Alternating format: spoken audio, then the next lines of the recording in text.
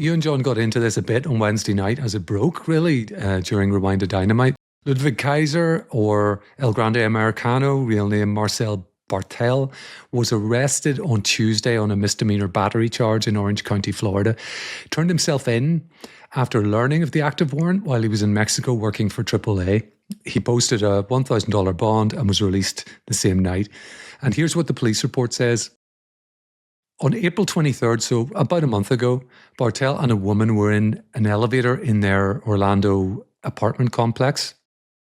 Another resident of the building, Richard Reep, was in the elevator with them. And the report says that Barthel and the woman were acting in a, quote, uncontrollably intimate manner, kissing. When the elevator reached the 12th floor, Reep got out and told them to please have some manners. And according to Reep, Barthel then punched him multiple times, pushed him to the ground and threatened further violence. Police documented a scratch on the back of Reep's head and some redness consistent with an altercation, and some surveillance footage reviewed by police from the 12th floor apparently showed a male punching and pushing Reep outside the elevator. Reep then identified Barthel from a photograph kind of lineup. Barthel has pleaded not guilty. His attorney filed a written plea, requested a trial, and submitted a motion asking the court to allow Barthel to travel internationally for work, which was not opposed, so he can go to Mexico. And in terms of where things stand right now, AAA initially cancelled a fan event featuring Barthel as El Grande Americano in Mexico City, which was going to happen on Wednesday night, but it was rescheduled for tonight at the Kings League Dome.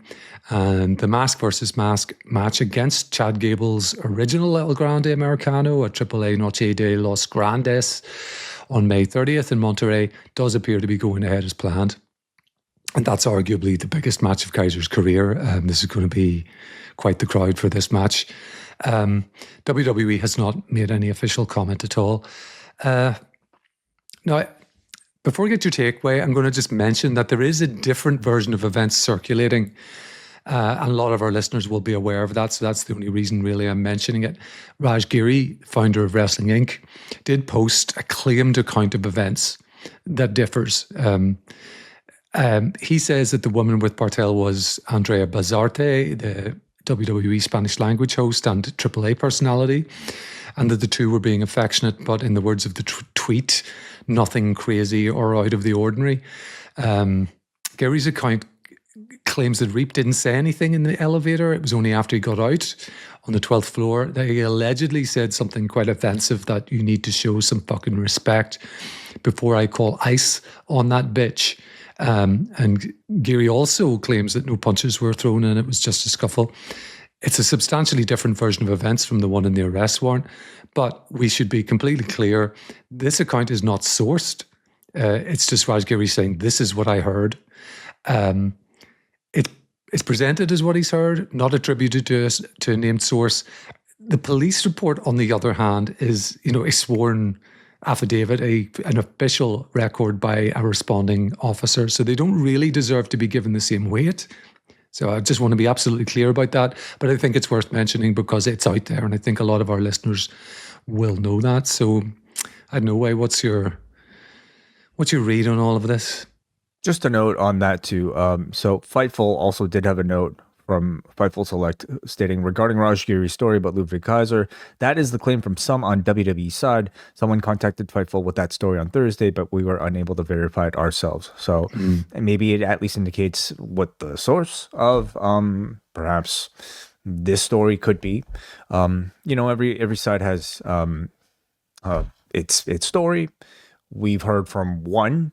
We have a perhaps questionable,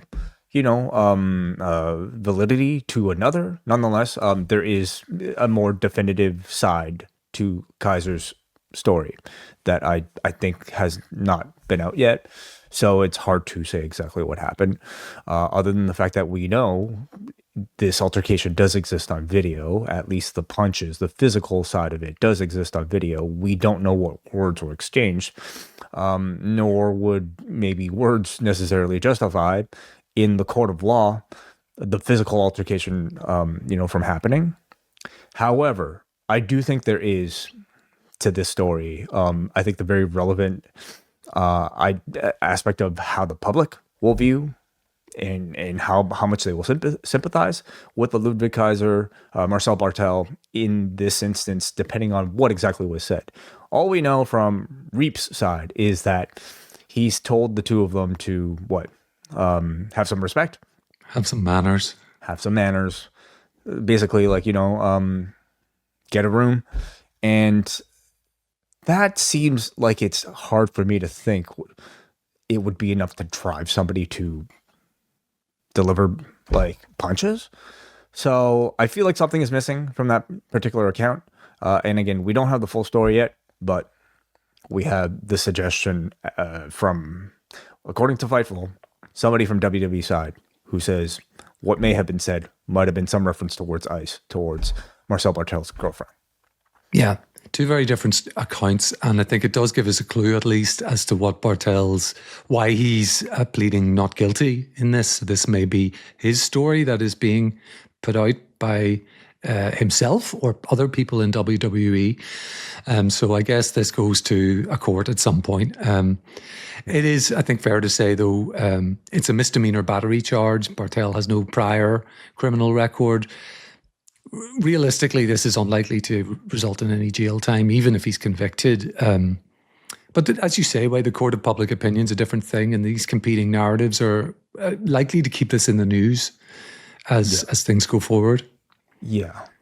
And I guess I feel like I could just say, if it does become true, if it does become fact that he was defending his girlfriend from racist comments that were being shouted at her, I don't see much public sort of criticism of Marcel Barthel. Again, this is not something you should do. You should not react the way he did, especially if you're somebody with this much on the line attached to you.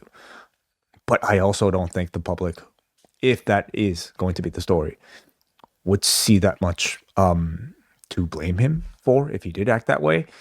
In Mexico, this man would become an even bigger star. Again, if that ended up being true, or even if we don't necessarily know the truth and that just simply becomes the urban legend, he would become an even bigger star as a result.